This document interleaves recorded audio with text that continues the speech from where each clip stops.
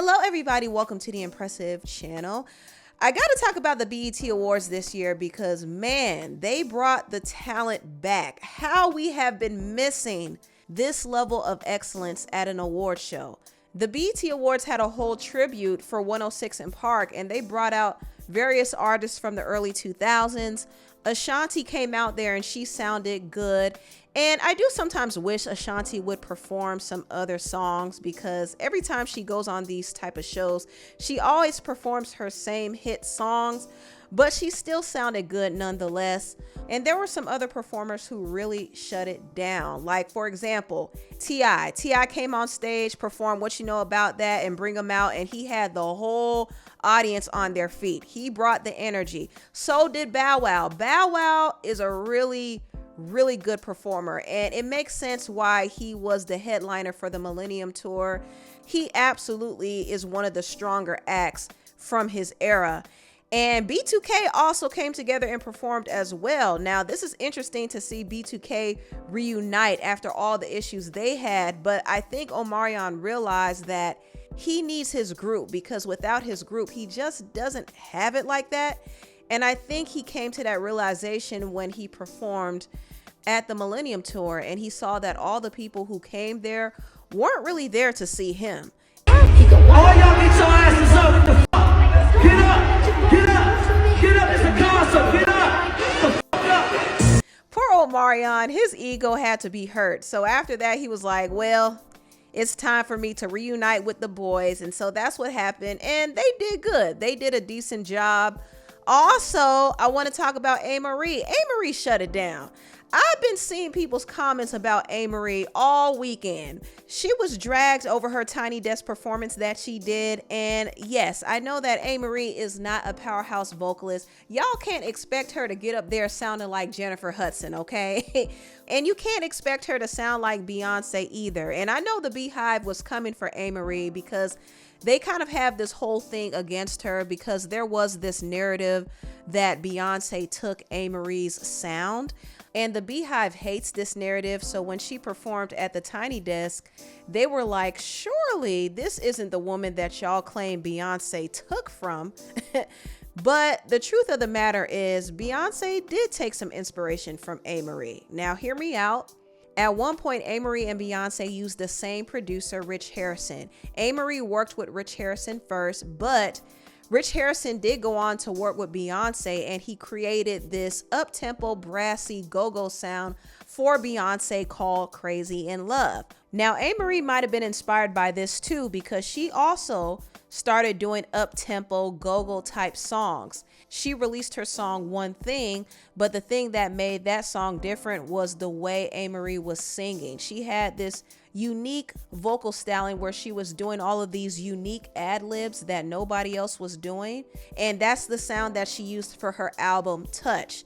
After that, Beyonce dropped her album B-Day. And in some of the songs on B-Day, you could hear Beyonce kind of mimicking Amerie's vocal styling. What were your true feelings when he ended up giving Beyonce that song? We did create a sound together. That's something that, like, when we met, that record. He heard what I was looking for at the time was like someone who can do R&B, but like with hip hop, but like had some kind of bite.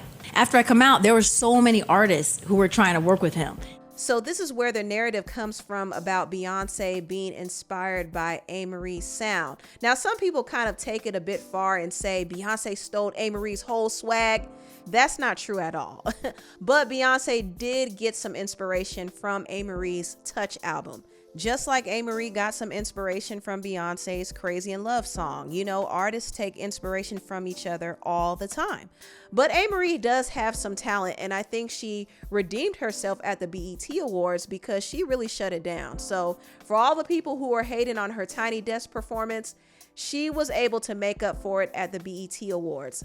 Now, out of the whole 106 & Park lineup, I will say Maya, hands down, did the best job in my opinion. Maya is honestly one of the most underappreciated artists of her era.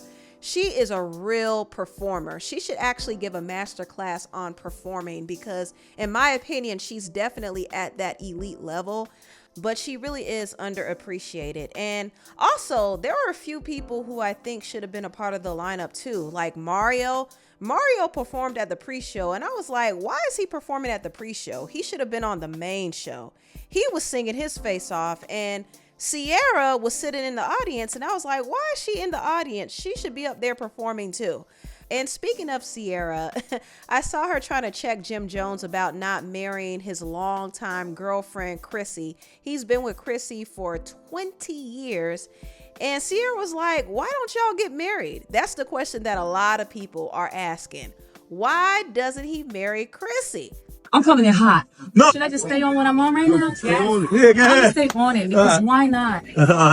Why not? Like y'all have like lived life in every capacity anyone could live it in. You're living like you've already done it. So let's just seal it properly. Seal it properly because you know what? He deserves it. You deserve it. Why not? Like I look at y'all and I'm like, they're so cute and so fly. Chrissy is so beautiful and so dope, and she holds you down, like down, down, down. Like this is a spirit talking through me right now. I'm just saying, like I saw you and I got excited because I love what you are to me to music and what you meant to me coming up. And also when I see y'all like from a love perspective, y'all like touch so many people. Big time. I mean, she's not lying, but at the same time, some people just don't want to get married. They just don't. So I think maybe Ciara probably overstepped, but it might have resonated with him in some way. Who knows? Who knows? But back to the show. Glorilla performed Let Her Cook, and she also brought Keyshia Cole out there to sing her song Love. It was nice to see Keyshia get her flowers. I've heard her sing better, but it was still nice that she got her moment. And I thought Glorilla did a good job. Glorilla actually has been improving as a performer, so kudos to her for working on her craft. Also, Leon Thomas, I loved his performance. He performed his song Mutt, and this man can sing down. When I tell you this is the type of talent I want to see, this is the type of talent I want to see. So I'm really happy for him.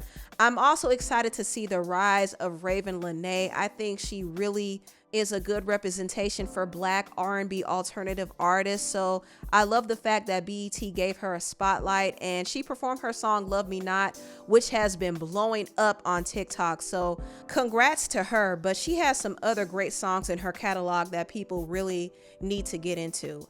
Also, Teyana Taylor shut it down as well. She performed her new songs Fire Girl and Long Time.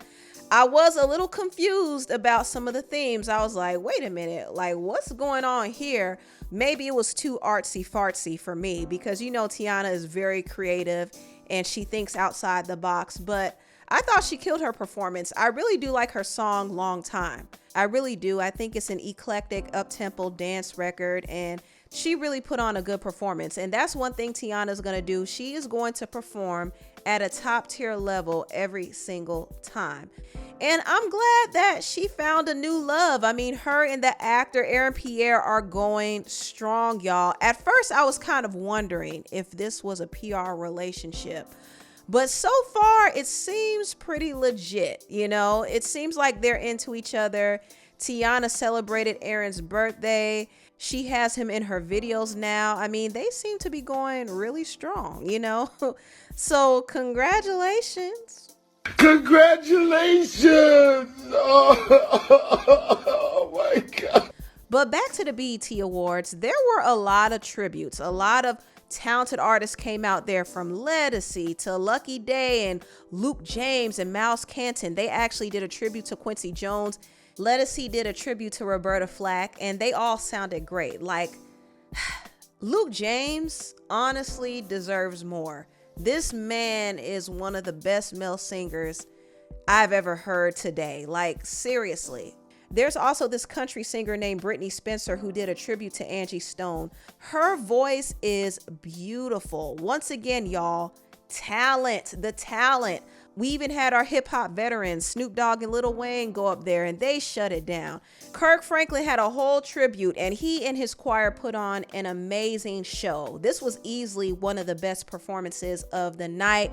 He could have brought some gospel singers up there with him, but I thought Tamar Braxton sang amazing. Tamar is one of my favorite singers, period. She probably should have did a tribute to Mariah Carey because Mariah Carey also got honored. And can you believe this was the first BET award that Mariah Carey got? She won the Ultimate Icon crown, and I'm really surprised that it took her this long to get one. That's kind of crazy, but the BET Awards did make up for it by giving her her flowers.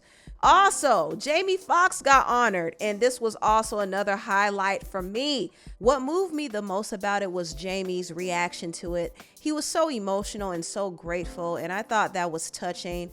And considering that he almost lost his life, he truly is blessed to be here. So it was really nice to see him get his flowers, and I thought that whole tribute for him was great.